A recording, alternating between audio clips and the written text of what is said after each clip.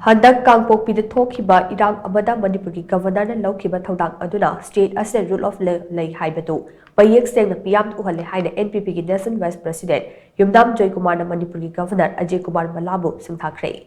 Ngasi naurim thongda leiba National People's Party Manipur Unit ke office pangthokpa pawgi mifam amana wafam asi fongdokladuna Yumnam Joykumar na hai.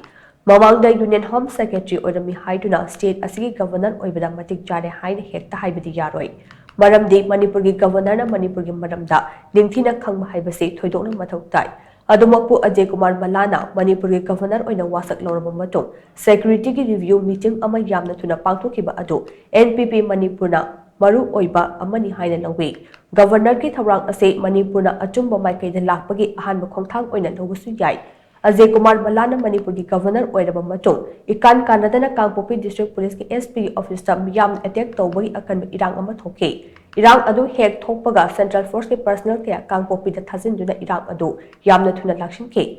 Loinana Irang adu da hakthengdana chenaba miyoi singi mathakta akan action lawnaba thabak paikhalakpa amade mafam adu da chatakhiba general strike ki khongjang handokhiba pumnamak aikoina ure. Asigumba makhagi thawong ase mamangda aikoina uba phangkhidrabasu anauba governor ama laklaba matungda uba phangle. Khongthang ase rule of law bu ikai khumna utpagi khongthang ni haina NPP na lawi.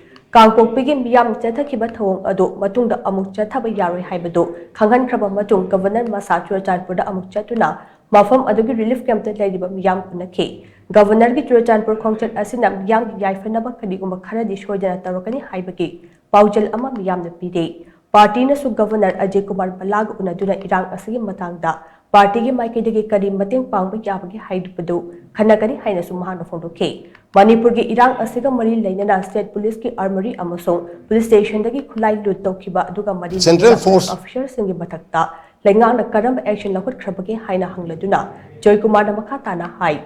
Khulai lut tawbagi thodok asi atopa state ta thokpa oiramnabadi DGP fawba thabaktagi dismiss tawkine. Central Force kaya Manipur gi Irang asi lakshin naba tharaklabasu paliba lenga asi di tumini yenglaga leide. Manipur gi haujuk oriba pibam asida karamba Central Force na kathokpa amaga loidena mathau pangthokpa ngamgadawribano haibase achoba wahang amani hainasu Joykumar na makha tana phongdokhi.